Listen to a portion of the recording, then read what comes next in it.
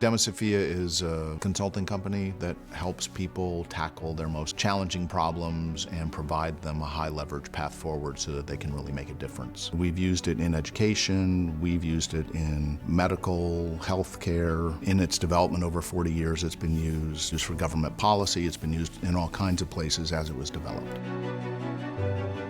Tame problems are the ones that they may be very complicated, but they're easily solvable. It's a very complicated thing to rip apart a nuclear power plant, refuel it, and put it back together again. It's complicated, but there's a solution. Wicked problems are different. You don't quite know where the edge of the problem is. They have lots of important pieces within them that influence and push on each other. So if you push here, something happens over here. Take a school. Is the job of a school to educate kids to read, write, do math? Is it to help with their social emotional learning? How big do you make the role of school? And so you need to understand the problem in order to be able to make progress on it and tackle it and move forward.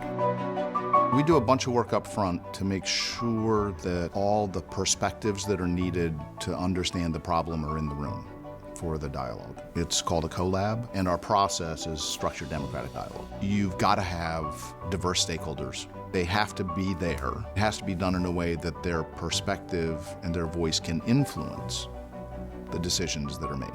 Their ideas are protected. The process allows each and every idea to stand on its own and influence the ultimate outcome. People whose voices are typically not heard can have a significant influence on how people understand the problem. Coming out of the collab, you need to define what strategies you're going to do. Once we've got agreement on those strategic priorities, now let's define what the action steps look like, right? What are we going to do? How are we going to do it? When are we going to do it? How much money is it going to cost? And then from there, you go into actually doing it. People can go and implement, but you allow them to adapt, but there's appropriate checkbacks to make sure that it's still going to achieve the intent that we're really focused on. The work we do is scientifically based and researched.